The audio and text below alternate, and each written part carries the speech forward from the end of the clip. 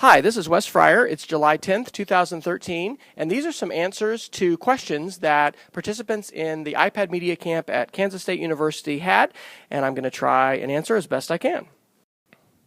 The first question was, what is the easiest way to push apps to multiple iPads at one time? And in the past, you had to have a laptop that you connected your iPads to, and those were an iPad cart usually, and you would sync them to the device.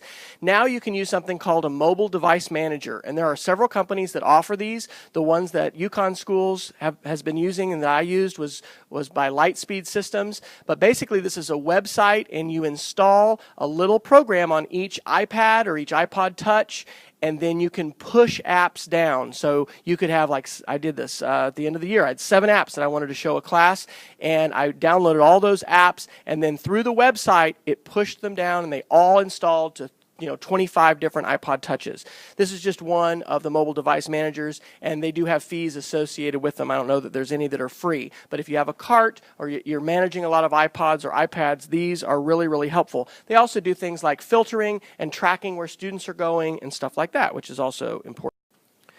The next question was, is it better to save your files on iCloud or on the iPad? And we're going to talk about this more today, but basically, it's a good idea to have a cloud-based place to save things. I like Dropbox. It's free. It allows, I think it was 2 gig or maybe it's 3 gig now of storage. You need some place that really I think is independent of the iPad to save stuff.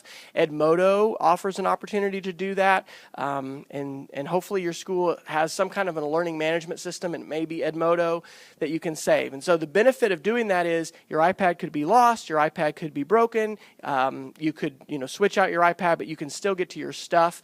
It depends on the age of students. This is not going to be a kindergarten solution to have everyone with the Dropbox account because they need email. This might be something more for junior high or high school, but I do think you want a place to save stuff. And we'll also talk more about KidBlog, and I'll give this a try. I'm going to go to a new browser here and just type in kidblog.org because I didn't do a screenshot of this.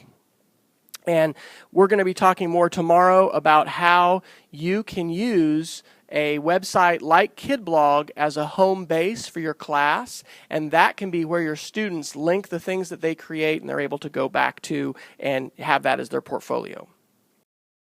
The next one, there's actually 2 questions, and the first one is, what do you suggest is a great jumping off point for teachers who don't feel particularly comfortable using an iPad in their class? We've just done a narrated art project, and that's my answer. I really think a project that involves drawing something, non-linguistically representing something, and then adding your voice to it is a very good project. We could do that in calculus, and you can explain to me how you do a derivative and what it means, and we're measuring change over time. I mean, we could do something very complex, or we could do something very simple and basic. And so narrated art is a great place to start with the iPad and creating content.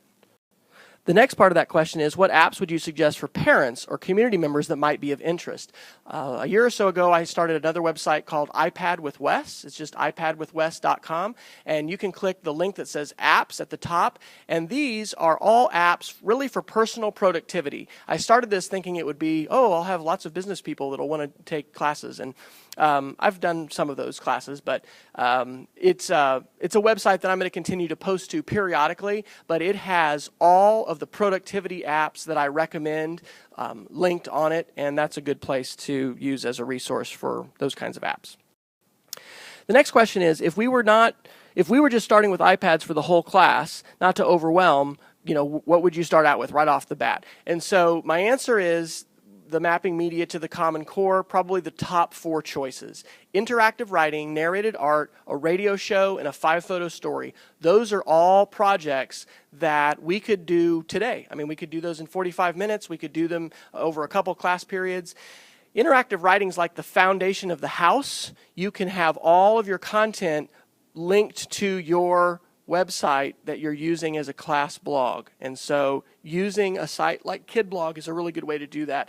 The co-founder of KidBlog calls it the glue that holds together your digital learning, because that you can be making things on AudioBoo, and we're making stuff on Explain Everything in these different places, but where does it get put together? And that can be the site that you make for your class. That can be interactive writing. So the top options there are where I would start. Okay, the next question is the Puffin browser fast or less glitchy than going through Rover? So if you don't know this, there are several browsers available for the iPad. Safari is the one that comes with it. Puffin has a free version and a paid version. It does support Flash, and so you can go to different websites that you wouldn't be able to otherwise go to on Safari using Puffin. The other one mentioned in this question is Rover, and it is an app that is designed for kids, and it has a lot of content blocked that's not appropriate. But to my knowledge, you can't unblock stuff on Rover, and I haven't had really good success using it, but I have had success with Puffin. So I think that Puffin is less glitchy than Rover, but especially if you have young kids, Rover is something worth checking out, and it's free. Puffin does have a free version as well. The next question is, I'm wanting to do a slideshow for my high school reunion. Is iMovie the best choice? And how do I put in photos of classmates from our yearbook? So we are going to learn about iMovie today, and I love it, and I think it's the best quick edit video program. However, this app, which is the most expensive app I've bought on my iPad for $15, it's called Pinnacle Studio, is a wonderful app for creating more sophisticated videos, which include not only still images, but also what we would call B-roll images. And you can have, I think, 3 audio tracks on here. And so you could have the audio track going all the way, and that could be music. And then you can, it's just more sophisticated with the timeline and how you can create your video. So iMovie for iPad is awesome, but you definitely run into limitations. And if you run into those and you want more, check out Pinnacle Studio for iPad.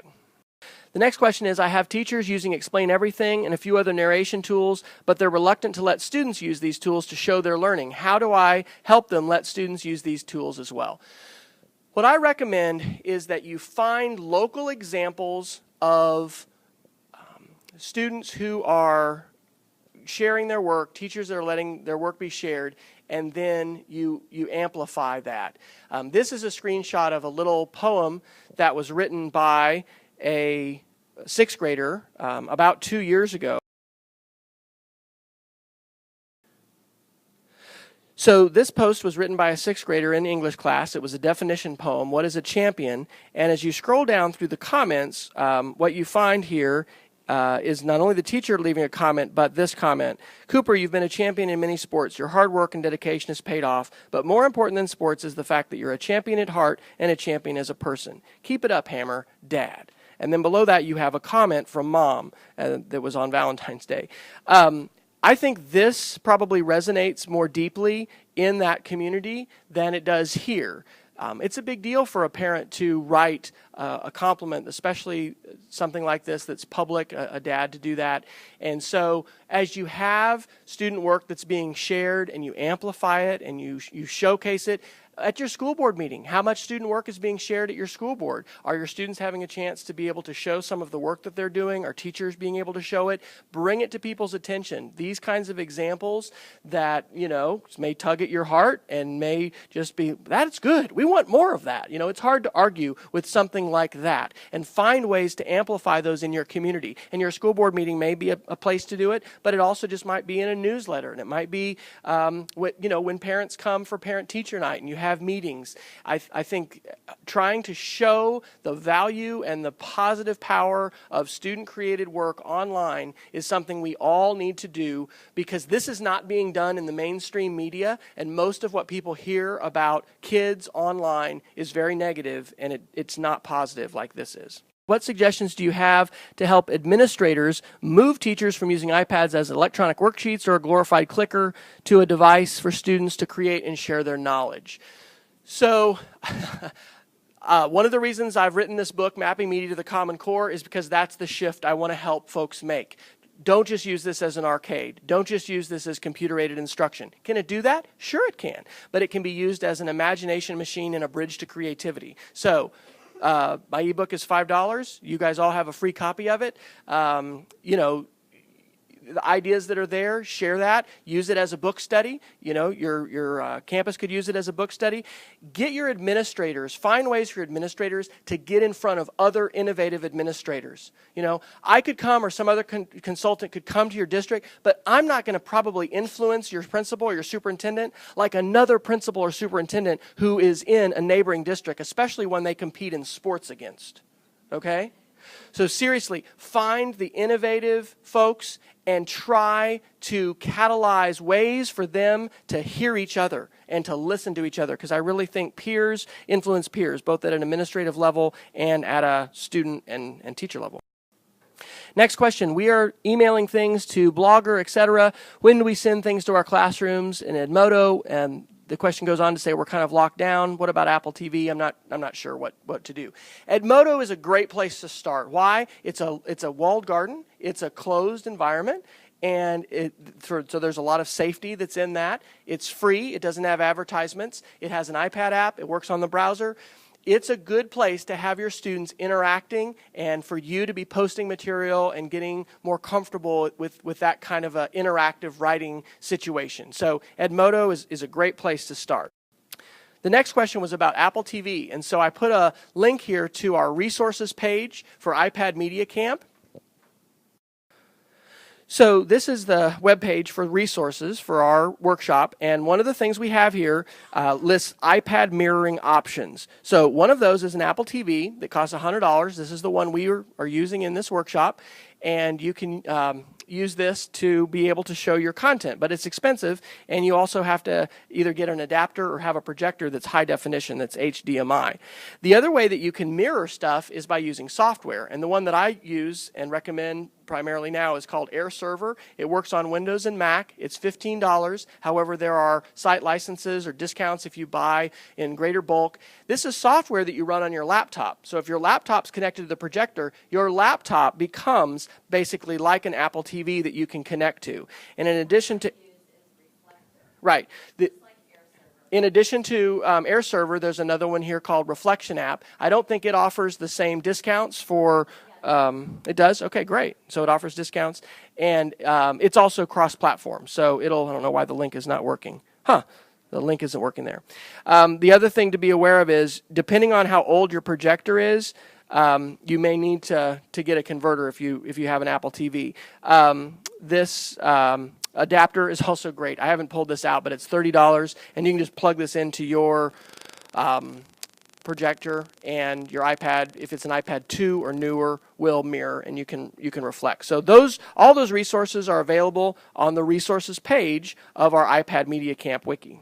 Certain template to create your Google site, or if you start with a blank page. I start with a blank site in Google Sites, and I've used Google Sites for several different courses as well as for several different purposes. I think I have another screenshot coming up a little bit later to talk about this. Can you embed video in the Explain Everything app? Yes, we're going to do that next after I finish this ridiculously long introductory part for today's workshop.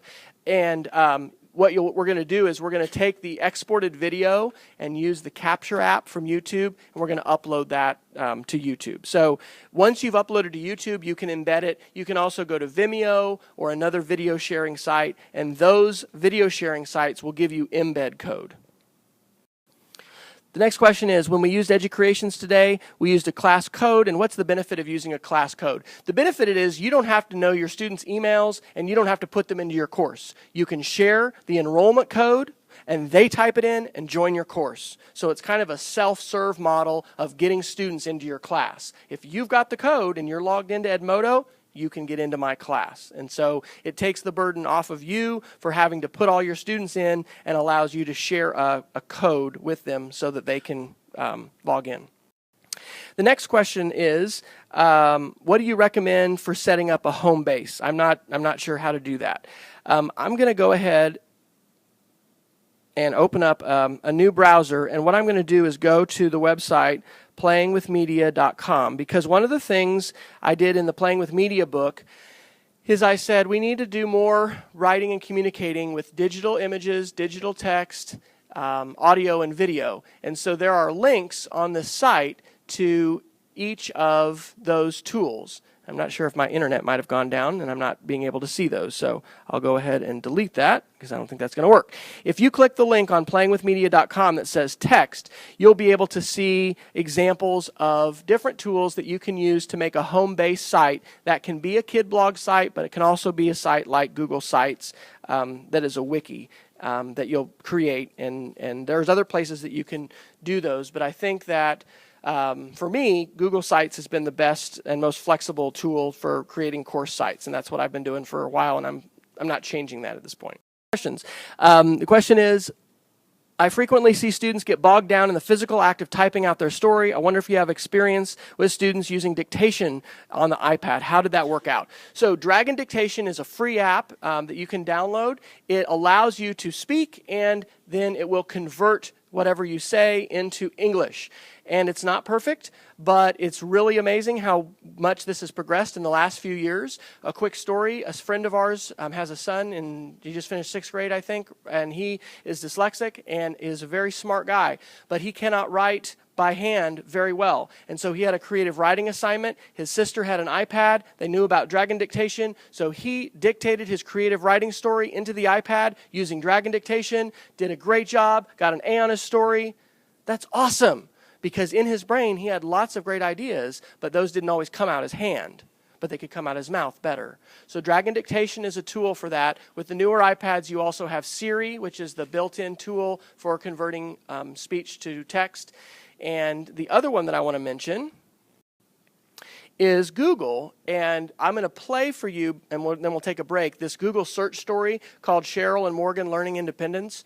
It's a really touching video, and a friend of mine is in it, Cheryl Oakes, that is in Wells, Maine. But the story here is about students with special needs and the ways in which text-to-speech tools can really help them. And so it's talking about Google's search feature, but there are multiple ways to do that now, and certainly Dragon Dictation and Siri are ones to take advantage of if you can on your iPad.